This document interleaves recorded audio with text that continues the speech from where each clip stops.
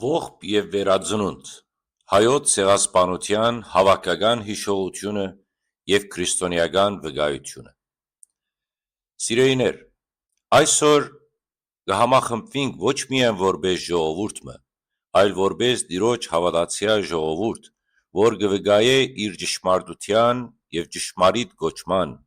հիշել, աղոթել և վերականգնել։ Հայոց ցեղասպանությունը ոչ միայն մեկ անգամի մահաբեր չարիք է, այլ ամբողջ մարդկության վարկաբեկումը, բայց որպես քրիստոնյաներ, մեր վկայությունը պիտի վերածենք հավատքի ուղիղ ուխտի։ Այսօրվա այս քարոզի նպատակը մեկ չէ սոսկ հիշել զոհերը, այլ խորին քննադատությամբ վերհանել այն հոգևոր, ազգային և մարդկային ցավերն ու վերքերը, զորս դակավին կգրենք որպես ժողովուրդ և որպես եկեղեցի։ 1915 թվականը քարունը, որ մահ ու արյուն բերավ, գդրեց հավատքի և մշակույթի ճյուղերը։ Ցեղասպանությունը հոգիի սպանություն էր, որովհետև ան ոչ միայն ֆիզիկական բնաչնչումի հարց էր, այլ նաև հոգևոր կոտորած։ Անոնք ուզեցին ոչ միայն սպանել հայը, այլ չնչել հայ ըլլալու իրավունքը։ Եվ այս բոլորը աշխարհի լռության մեջ, ինչպես Պետրոս առաքյալը պիտի գրեր.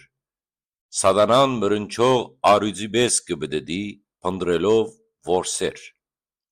Ցեղասպանությունը սատանայի գործն էր, բայց մենք զոհերը,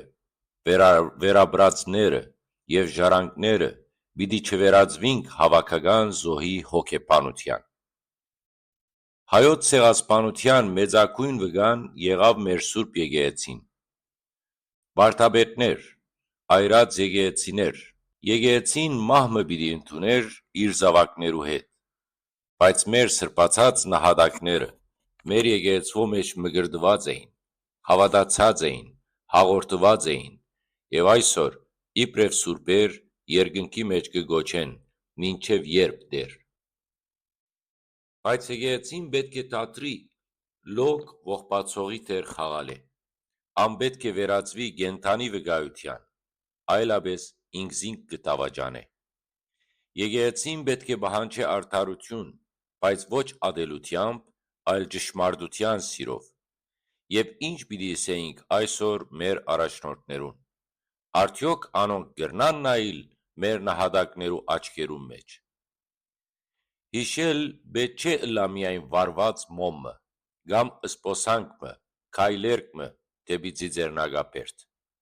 Հիշել կնշանակե վերածել ցավը բարդականության։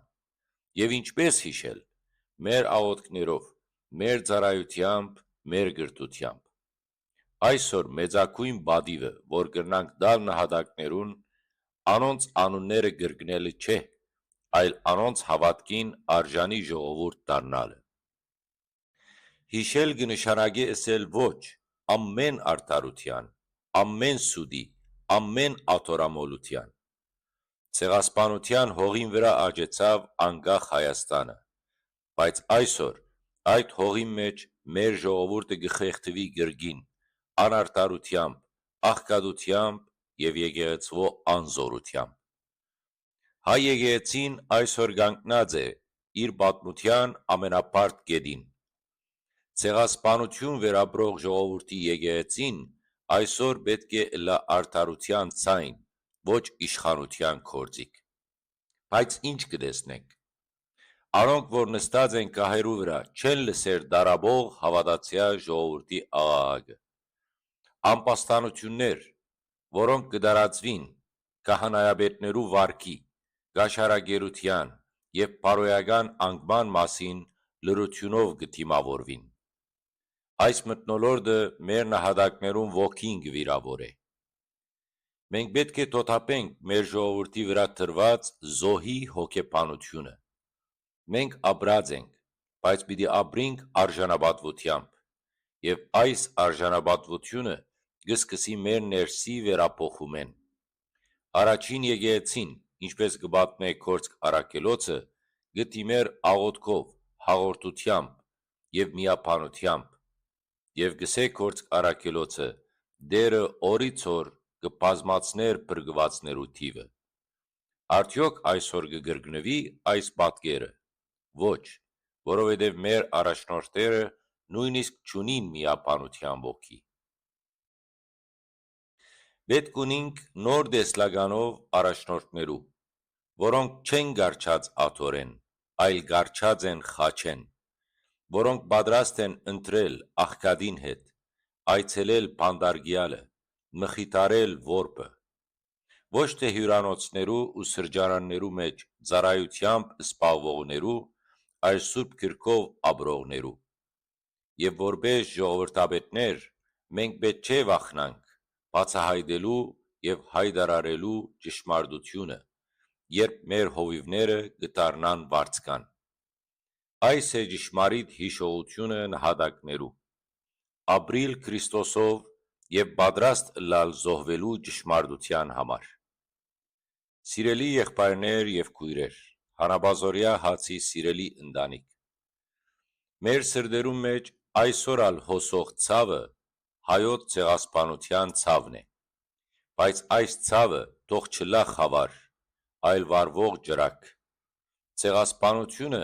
մեզի ուսուցանեց, որ քրիստոնեական հավատքը ոչ միայն զոհվելու հրավեր է, այլ հարության խոստում։ Եկեք այսօր ոչ միայն լրենք եւ աղոթենք, այլ նաեւ հարց տանք, ինչ ձևով կրնանք վերափոխել մեր եկեղեցին, մեր առաջնորդները, մեր հավատքը, որպեսզի արժանի դառնանք մեր սուրբ նահատակներուն։ Քրիստոսը, որ մեր ցավերը գրեց ու մեր դարաբանքներուն մեջ զորություն տվավ, թող այսօր վերակենդանացնե մեր հոգևոր կյանքը, վերածնե մեր եկեղեցին եւ վերանորոգե մեր ժողովուրդը։ Ամեն։